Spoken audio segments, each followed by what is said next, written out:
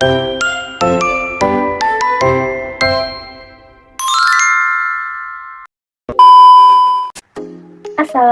warahmatullahi wabarakatuh. Halo semuanya, perkenalkan nama saya Lutfi Auni, mahasiswi program studi PISD Universitas Untabangsa.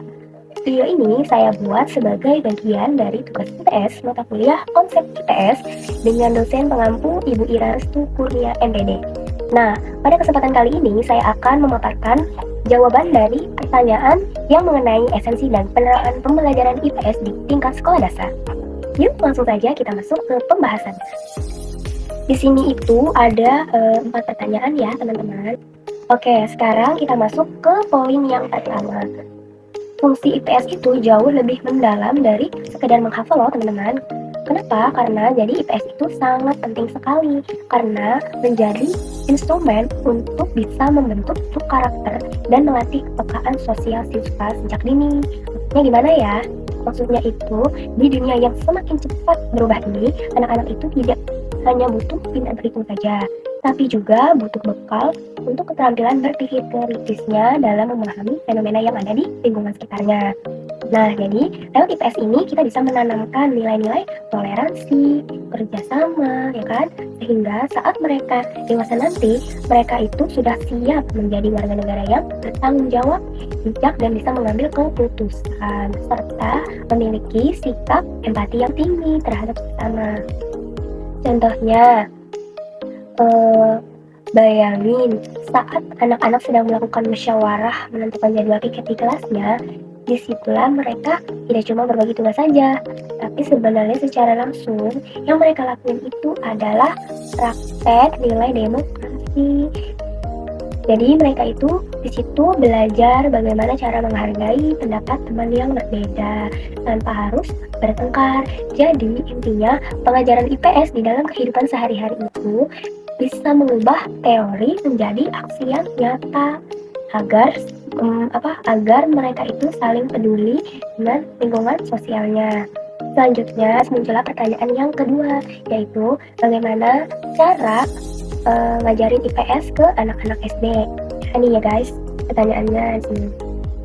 Nah, padahal kita tahu sendiri, dunia anak SD itu penuh dengan rasa ingin tahu yang tinggi, dan mereka tidak bisa kalau hanya disuruh duduk diam sambil mendengarkan teori. Maka dari itu, pembelajaran IPS di SD ini seharusnya tidak dilakukan secara kaku. Kita harus bisa menggunakan pendekatan terpadu atau integratif. Apa tuh integratif? Integratif itu artinya kita itu bisa mengemas sejarah, geografi, dan ekonomi dalam satu tema yang dekat dengan kehidupan mereka. Maksudnya gimana?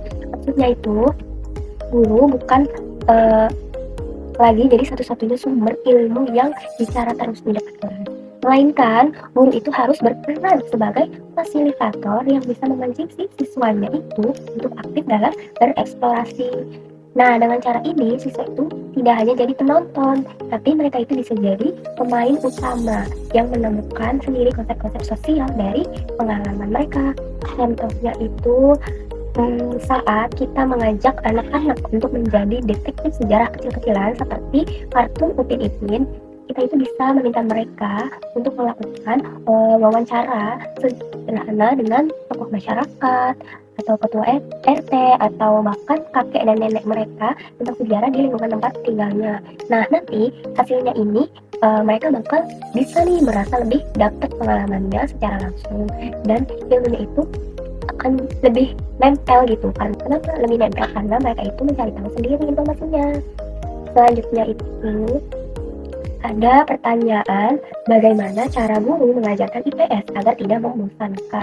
Nah, meskipun tujuannya adalah mulia dan caranya sudah oke, tapi kenyataannya kan di lapangan tuh masih aja ya suka ada keluhan kalau IPS itu adalah mata pelajaran yang bikin ngantuk. Sebab itu sebagai calon guru kita harus punya strategi yang kreatif supaya apa? Supaya di kelas itu tetap hidup dan seru.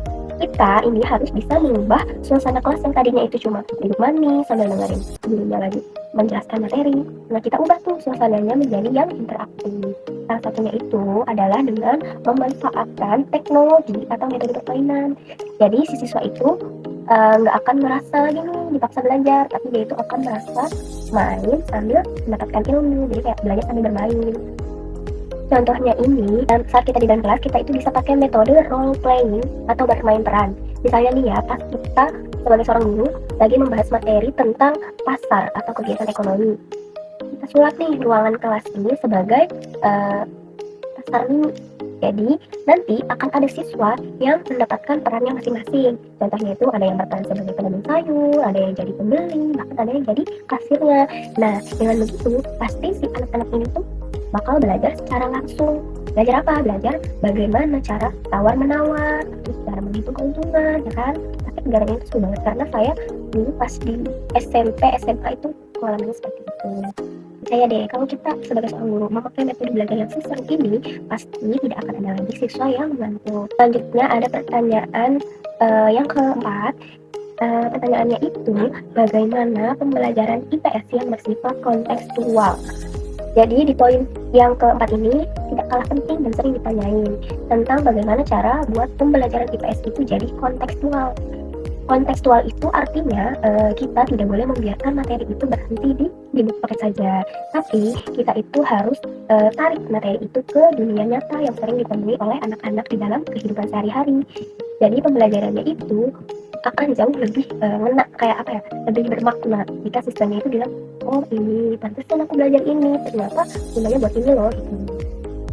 Jadi tugas kita sebagai seorang guru adalah bisa menjadi jembatan antara teori di sekolah dengan realita di lingkungan masyarakat.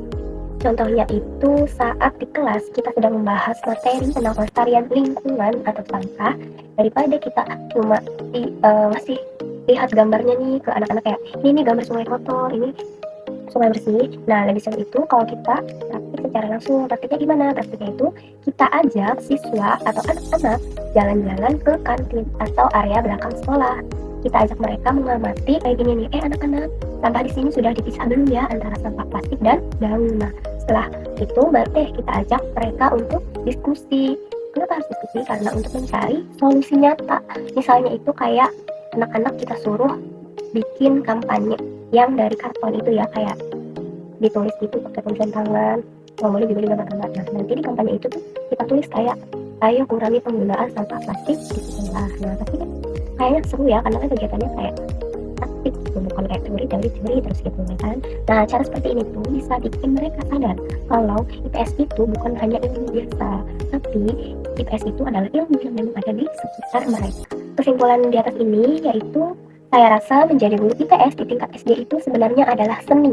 Kenapa seni? Karena untuk membentuk karakter anak supaya mereka itu tidak hanya pintar secara akademik saja, tapi juga bisa memiliki sikap empati dan peka terhadap lingkungan sekitarnya.